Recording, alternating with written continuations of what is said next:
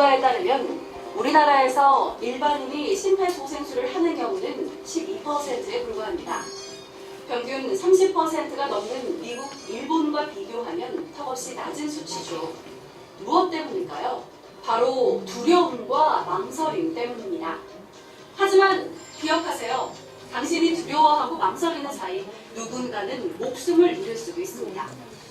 심정지 환자에게 심폐소생술을 하던 중 발생하는 문제에 대한 책임은 법률로 보호하고 있으니 안심하시고요. 혹시 환자가 잘못된다 해도 아무것도 안 하고 죽음에 이르게 방치하는 것보다 훨씬 낫다는 사실을 꼭 기억하세요. 2008년 1.8%에서 2014년 12.1%로 오름에 따라 생존율 역시 2.5%에서 4.8%로 증가했음을 알 수 있습니다. 여보세요? 네, 어깨만 두드릴 거예요. 어깨만. 여보세요? 제 말 들리세요? 환자의 어깨를 가볍게 두드리며 환자의 반응을 살피세요. 환자의 반응이 없을 경우 심정지 상태를 의심하고 재빨리 도움을 청해야 하는데요. 거기 안경 쓴 남자분 빨리 119에 신고해주세요. 그리고 청바지 입은 여자분 심장 충격기 가져다 주세요. 네, 이 두 가지를 요청한 다음에 이 사람이 이렇게 내려다보고 있어요. 왜 그러냐면 호흡을 보려고 그래요. 보통 심정지 환자는 일반인이 판단하기 쉽지 않지만 여기서 두 가지를 생각하시면 돼요. 어깨 두드려서 반응이나 움직임이 전혀 없으면 의식이 없는 상태예요. 더불어서 숨 쉬는 거를 보셔야 되는데요. 만약에 숨 쉬는 게 완전히 없다.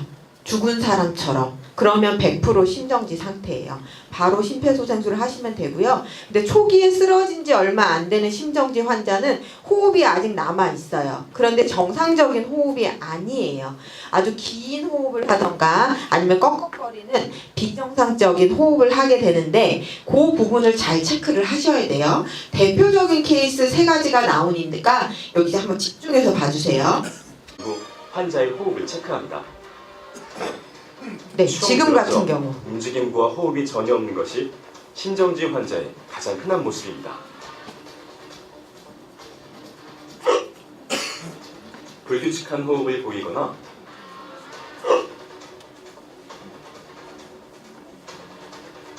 쓰러진 직후 짧게 경련을 보이는 것도 심정지 증상일 수 있습니다.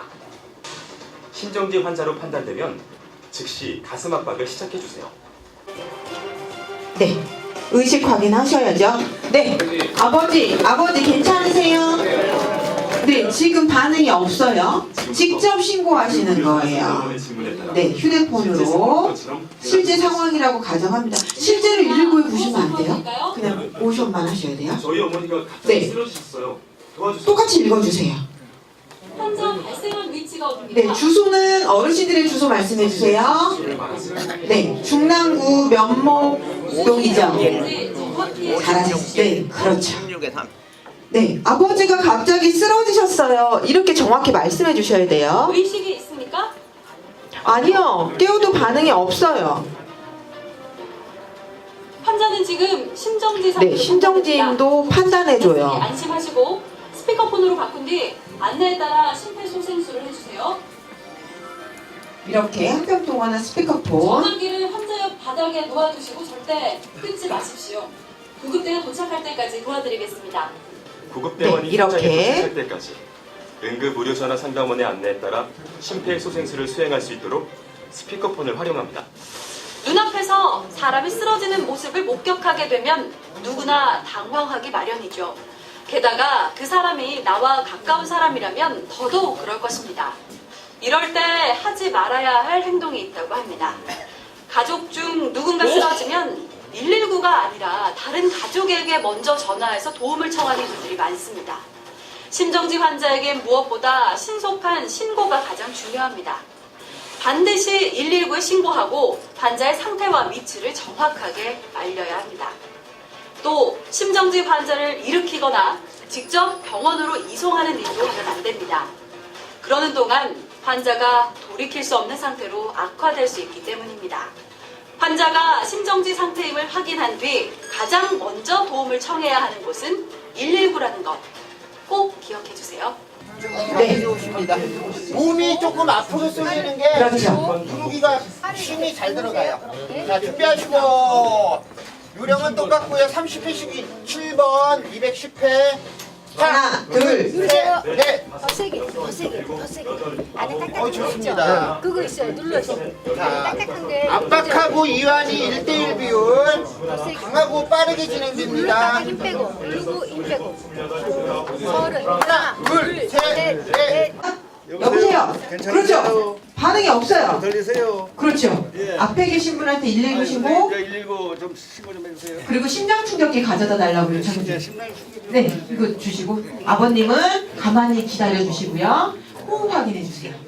네, 호흡도 없어요. 심정지 상태예요. 가슴 압박 해주세요, 아버님. 좀 전에 하신 것처럼 계속. 네, 멈추라는 얘기 할 때까지 계속. 그리고 아버님은 이제 신고를 하셨겠죠. 그리고 나서 열어주세요.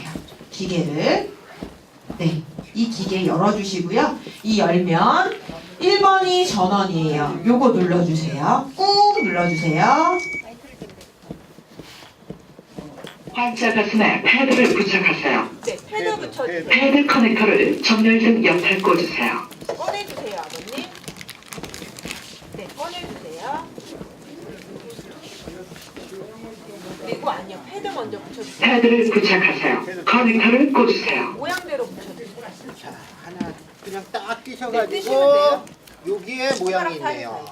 가슴 압박을 붙일 계속 때는 해주세요. 계속 하시고요. 가슴 압박을 하나는 옆구리죠? 옆구리. 자, 패드 패드를 붙였습니다. 부착하세요. 커넥터를 꽂으세요. 자, 꽂으랍니다. 꽂습니다.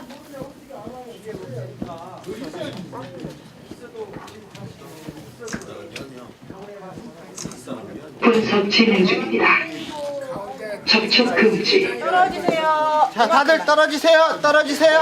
가운데 서서 있으면 안 되잖아요. 제세동 해야 합니다. 충전 중. 다시 가슴 압박해주세요. 환자에게서 떨어지세요. 네, 다시 떨어지세요. 다들 지금 떨어지세요. 제세동 실시하세요. 주황색 충격 버튼을 지금 누르세요. 제세동 실시되었습니다. 중지되었습니다. CPR 네, 시작하세요. 아버님이 해주세요. 가슴 압박 해주세요. 네, 가슴 압박 가까이 오셔서 해주세요. 그렇죠. 네. 지금 기계는 조용하지만 이 기계는 지금 꺼진 게 아니에요. 그리고 한 번 했다고 해서 전원을 끄거나 패드를 뜯으시면 안 돼요. 왜냐하면 2분마다 다시 심장 리듬을 분석을 해서 또 전기 충격이 필요한지 아닌지 또 판단할 거예요. 환자가 깨어나지 않는 이상 119 오거나 환자 깨어나기 직전까지는 계속 이 상태가 2분마다 반복인 거예요. 그래서 한 분만 가슴 압박하면 힘드시기 때문에 두 분이서 번갈아 가면서 하셔야 되는 힘드시면 거예요. 교대하시죠. 아셨죠? 네. 아버님 힘드시면 교대해달라고 앞에 계신 아버님한테 말씀해 주세요. 우리 중량교회 월남 참전자가 1670명이라고 합니다. 근데 홍보가 제대로 안 돼가지고 수시로 전화가 와요. 그래서 이 홍보차 또 한 생명을 구하는데 도움이 될까 싶어서 이렇게 심폐소생술 교육을 하게 됐습니다. 보건소나 구청 복지정책과 진심으로 감사드리고 관계분들에게 깊이 감사를 드립니다. 감사합니다.